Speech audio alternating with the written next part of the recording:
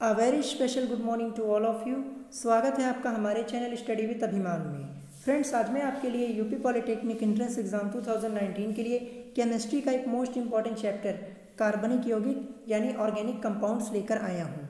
Friends, अगर अभी तक आपने हमारे चैनल स्टडी विद अभिमान को सब्सक्राइब नहीं किया है तो चैनल को सब्सक्राइब कर लीजिए और साथ ही साथ बेल आइकन पर क्लिक कर दीजिए, जिससे आपको लेटेस्ट वीडियोज़ मिले सबसे पहले। तो चलिए फ्रेंड्स, आज के इस चैप्टर को स्टार्ट करते हैं। चैप्टर का नाम है हमारा कार्बनिक यौगिक यानी ऑर्गेनिक कंपाउंड्स। लेकिन चैप्टर स्टार्ट करने से पहले मैं आपको बता दूं, जो आपका चैप्टर है कार्बनिक यौगिक यानी ऑर्गेनिक कंपाउंड्स, ये आपके एंट्रेंस एग्जाम के पॉइंट ऑफ व्यू से इंपॉर्टेंट चैप्टर है। आपके एंट्रेंस एग्जाम में इस चैप्टर से क्वेश्चंस पूछे जाते हैं। तो चलिए चैप्टर को स्टार्ट करते हैं और देखते हैं हमारा फर्स्ट क्वेश्चन क्या दिया हुआ है। यहाँ पे लिखा हुआ है, यदि किसी हाइड्रोकार्बन को क्षारीय KMnO4, क्या लिखा हुआ है KMnO4। तो KMnO4 को हम किस नाम से जानते हैं? तो KMnO4 हमारा होता है पोटेशियम परमैंगनेट। क्या होता है? पोटेशियम परमैंगनेट, या इसे हम बेयर अभिकर्मक के नाम से भी जानते हैं। पोटेशियम परमैंगनेट और बेयर अभिकर्मक के नाम से भी हम इसको जानते हैं। उसके बाद क्या लिखा हुआ है? KMnO4 के विलयन में प्रवाहित करें और वह रंगहीन हो जाए तो हाइड्रोकार्बन निम्न होगा। तो इस क्वेश्चन को सॉल्व करने के लिए सबसे पहले आपको पता होना चाहिए कि हाइड्रोकार्बन हमारा क्या होता है, ये कितने प्रकार का होता है, क्योंकि यहाँ पे हमारा हाइड्रोकार्बन का कॉन्सेप्ट यूज़ होने वाला है। तो सबसे पहले मैं आपको करेक्ट आंसर बता देता हूँ, उसके बाद में आपको मैं कॉन्सेप्ट बता दूंगा। तो यहाँ पे ऑप्शन ए दिया हुआ है C2H4, ऑप्शन बी दिया हुआ है C2H6, ऑप्शन सी दिया हुआ है CH4 और ऑप्शन डी दिया हुआ है C3H8। तो इसमें हमारा करेक्ट आंसर क्या होगा? इसमें हमारा करेक्ट आंसर होगा ऑप्शन ए यानी C2H4। क्या करेक्ट आंसर होगा हमारा? ऑप्शन ए यानी C2H4। C2H4 ये किसका केमिकल फॉर्मूला होता है? ये हमारा होता है एथिलीन का। किसका होता है? ये हमारा एथिलीन का केमिकल फॉर्मूला यहाँ पे लिखा हुआ है। अब मैं आपको रीज़न बताता हूँ। रीज़न हमारा क्या होगा?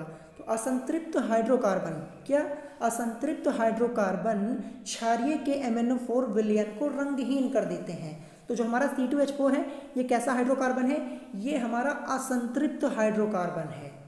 तो इसमें हमारा ऑप्शन ए करेक्ट हो जाएगा यानी C2H4। तो मैं आपको सबसे पहले हाइड्रोकार्बन बता देता हूँ कि हाइड्रोकार्बन होता क्या है। सबसे पहले मैं आपको हाइड्रोकार्बन के बारे में बता देता हूँ।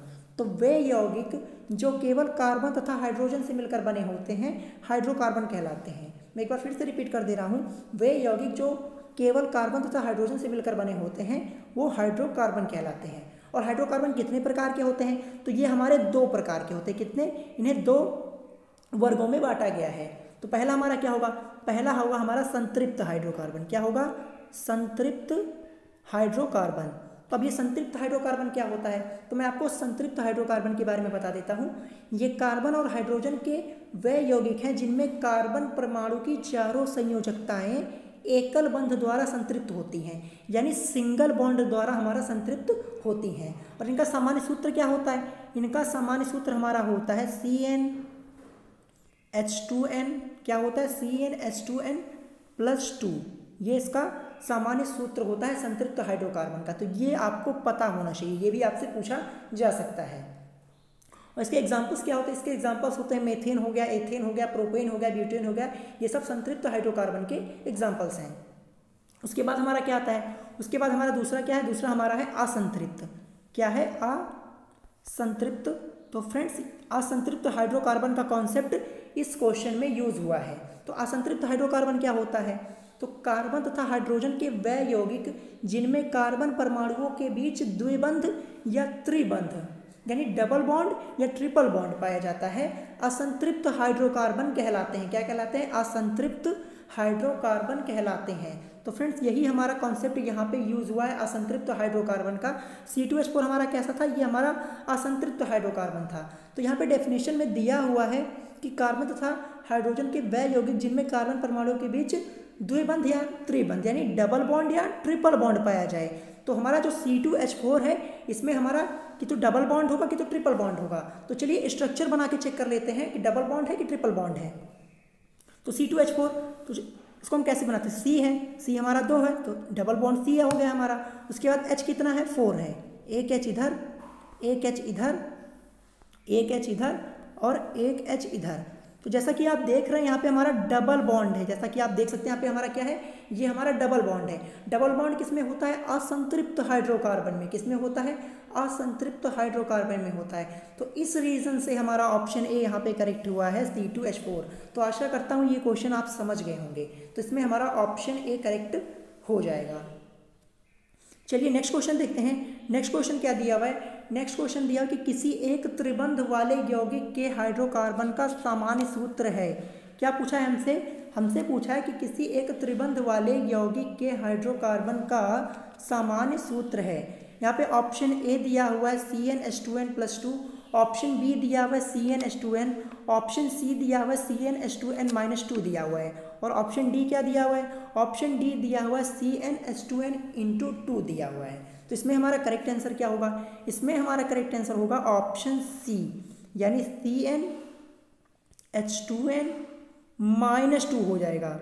यहाँ पे त्रिबंध पूछा है, अगर एक बंद यानी एकल बंद पूछा होता तो एकल बंद होता तो यहाँ पे +2 हो जाता है -2 की जगह, लेकिन यहाँ पे त्रिबंध पूछा है यानी ट्रिपल बॉन्ड पूछा है। तो इसमें हमारा CnH2n-2 ये आपका करेक्ट आंसर हो जाएगा। तो ये आपसे सीधे सीधे पूछा जा सकता है और ये इंपॉर्टेंट क्वेश्चन है। चलिए नेक्स्ट क्वेश्चन देखते हैं। नेक्स्ट क्वेश्चन दिया हुआ है कि निम्न में से कौन सा पदार्थ वेल्डिंग उद्योग में प्रयोग किया जाता है। हमसे यहाँ पे क्या पूछा है, हमसे पूछा है कि निम्न में से कौन सा पदार्थ वेल्डिंग उद्योग में प्रयोग किया जाता है। ऑप्शन ए दिया हुआ है मीथेन, ऑप्शन बी दिया हुआ है एथेन, ऑप्शन सी दिया हुआ है एसिटिलीन, और ऑप्शन डी दिया हुआ है बेंजीन। इसमें हमारा करेक्ट आंसर क्या हो जाएगा, इसमें हमारा करेक्ट आंसर हो जाएगा ऑप्शन सी यानी एसिटिलीन। तो फ्रेंड्स ये क्वेश्चन हमारा मोस्ट इंपॉर्टेंट है। यहाँ पे हमसे पूछा था कि निम्न में से कौन सा पदार्थ वेल्डिंग उद्योग में प्रयोग किया जाता है, तो ये हमारा होता है एसिटिलीन। अब एसिटिलीन का केमिकल फॉर्मूला क्या होता है ये भी आपको पता होना चाहिए। ये हमारा होता है C2 और H2, ये एसिटिलीन का केमिकल फॉर्मूला होता है। C2 और H2, C2H2 ये हमारा एसिटिलीन का केमिकल फॉर्मूला है। तो इसमें हमारा ऑप्शन सी करेक्ट हो जाएगा। चलिए नेक्स्ट क्वेश्चन देखते हैं। नेक्स्ट क्वेश्चन दिया निम्न में से कौन सा यौगिक ठंडे जल से क्रिया करके एसिटिलीन देता है। हमसे यहाँ पे क्या पूछा है, हमसे यहाँ पे पूछा है निम्न में से कौन सा यौगिक ठंडे जल से क्रिया करके एसिटिलीन देता है। तो ऑप्शन ए दिया हुआ है, ऑप्शन ए दिया हुआ है Al4C3, ऑप्शन बी दिया हुआ है CaC2, ऑप्शन सी दिया हुआ है CaCN2, और ऑप्शन डी दिया हुआ है AIN। तो इसमें हमारा करेक्ट आंसर क्या हो जाएगा, इसमें हमारा करेक्ट आंसर हो जाएगा ऑप्शन बी यानी CaC2। क्या हमारा करेक्ट आंसर हो जाएगा, इसमें हमारा करेक्ट आंसर हो जाएगा CaC2। तो CaC2 हमारा होता क्या है, ये हमारा होता है कैल्शियम कार्बाइड, यानी कैल्शियम कार्बाइड यौगिक ठंडे जल से क्रिया करके क्या देता है, एसिटिलीन देता है। तो इसमें हमारा ऑप्शन बी करेक्ट हो जाएगा यानी CaC2 यानी कैल्शियम कार्बाइड। चलिए फ्रेंड्स नेक्स्ट क्वेश्चन देखते हैं। नेक्स्ट क्वेश्चन दिया हुआ है मार्कोनी-काफ के नियमानुसार योग करने वाले अभिकर्मक का विद्युत ऋणात्मक भाग उस C से योग करता है जिसमें H परमाणुओं की संख्या। तो फ्रेंड्स यहाँ पे मार्कोनी-काफ का रूल लिखा हुआ है। जब आप क्लास 12th में रहे होंगे, क्लास 12th अगर आपने किया है तो ये रूल आपको पढ़ाया गया होगा। तो फ्रेंड्स हमें यहाँ पे पूरा हमें बेसिक जानकारी लेने की ज़रूरत नहीं है क्योंकि ये रूल थोड़ा लेंदी है और कॉन्सेप्चुअल भी है। तो फ्रेंड्स मैं आपको सिर्फ बता दे रहा हूँ इसमें हमारा करेक्ट आंसर क्या होगा। तो ऑप्शन ए दिया हुआ है कम होती है, ऑप्शन बी दिया हुआ है अधिक होती है, ऑप्शन सी दिया हुआ है बराबर होती है, और ऑप्शन डी दिया हुआ है इनमें से कोई नहीं। तो इसमें हमारा करेक्ट आंसर क्या होगा, इसमें हमारा करेक्ट आंसर होगा ऑप्शन ए यानी कम होती है।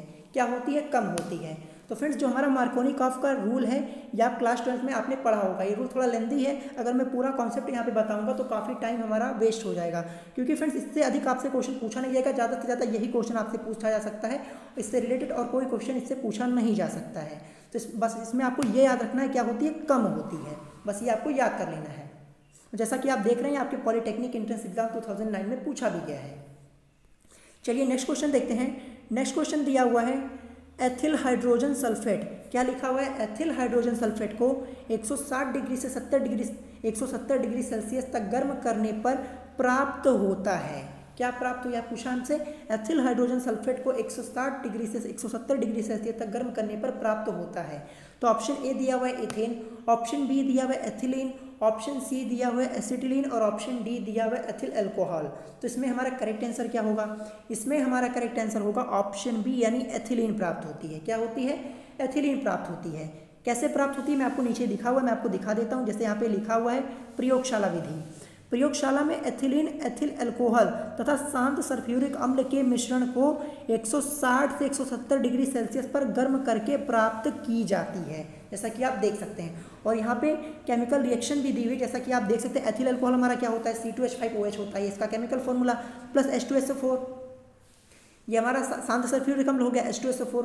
यहाँ पे रिएक्शन करवाएगी, हमारा क्या आ गया C2H5HSO4, क्या आ गया C2H5HSO4 प्लस H2O। तो ये हमारा क्या है, एथिल हाइड्रोजन सल्फेट है। क्या है, एथिल हाइड्रोजन सल्फेट। और हमसे पूछा कि एथिल हाइड्रोजन सल्फेट को 160 से 170 डिग्री सेल्सियस तक, तो जैसा कि नीचे आप देख सकते हैं C2H5HSO4 यानी एथिल हाइड्रोजन सल्फेट यहाँ पे लिखा गया और इसको 160 से 70 डिग्री सेल्सियस तक गर्म किया गया। तो हमें मिला क्या, जैसा कि आप देख सकते हैं, मिला हमें C2H4। क्या मिला, C2H4 प्लस H2SO4। तो जैसा कि आप देख रहे हैं हमें C2H4 यानी एथिलीन हमें मिला हुआ है, तो इसलिए हमारा इसमें हमारा ऑप्शन बी यानी एथिलीन हमारा करेक्ट हो जाएगा। चलिए फ्रेंड्स नेक्स्ट क्वेश्चन देखते हैं। नेक्स्ट क्वेश्चन दिया हुआ है कि नींबू के खट्टे स्वाद का कारण है। तो फ्रेंड्स बहुत इजी क्वेश्चन है, आपने कई बार पढ़ा होगा। नींबू के खट्टे स्वाद का कारण क्या है, ये हमारा होता है सिट्रिक अम्ल, यानी इसमें हमारा ऑप्शन ए करेक्ट हो जाएगा, यानी सिट्रिक एसिड, ये हमारा करेक्ट आंसर हो जाएगा। चलिए नेक्स्ट देखते हैं। नेक्स्ट दिया हुआ है C2H5OH तथा H2SO4 की सम मोलर मात्रा को 100 डिग्री सेल्सियस तक गर्म करने पर उत्पाद प्राप्त होता है।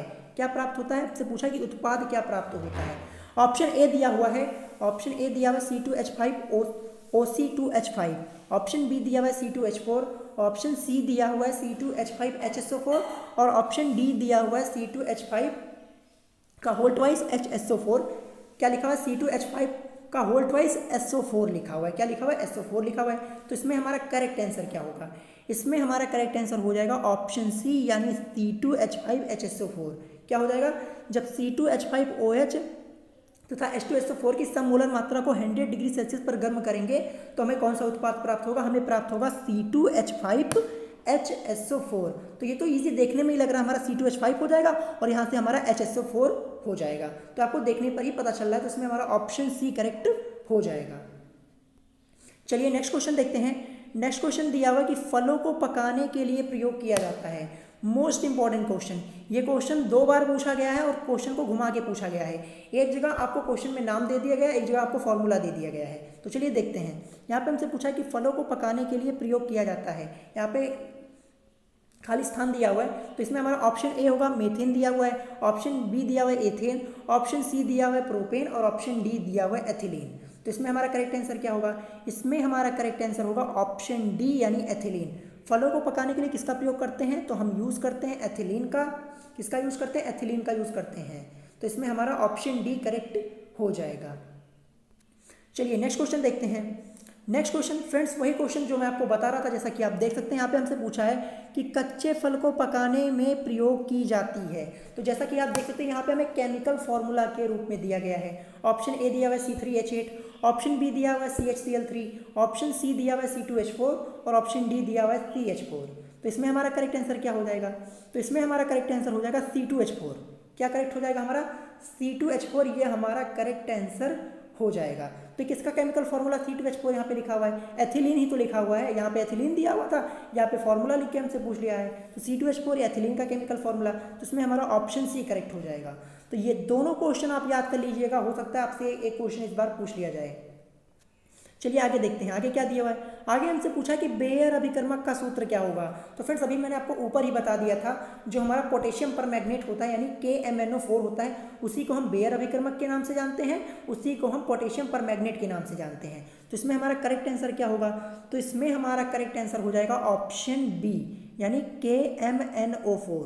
KMnO4 ये बेयर अभिकर्मक का सूत्र है और ये हमारा मोस्ट इंपॉर्टेंट क्वेश्चन है।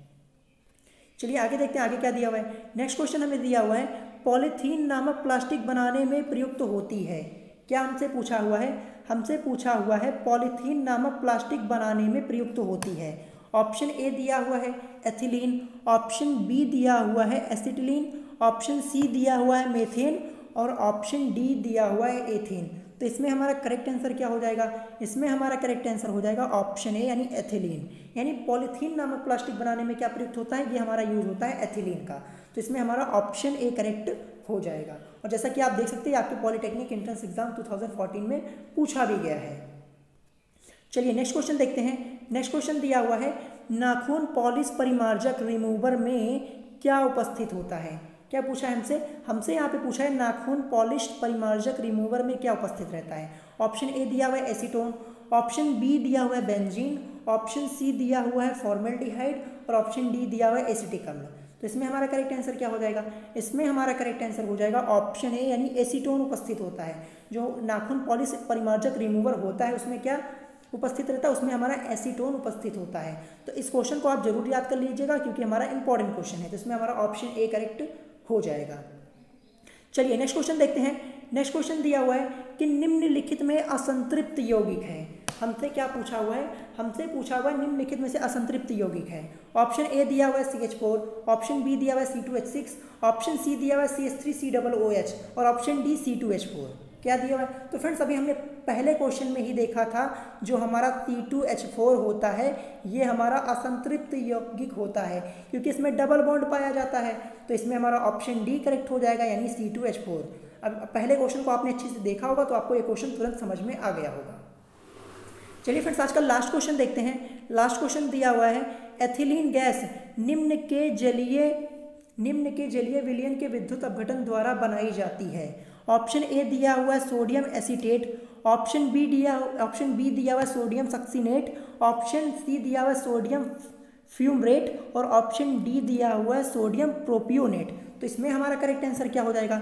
इसमें हमारा करेक्ट आंसर हो जाएगा ऑप्शन बी यानी सोडियम सक्सीनेट।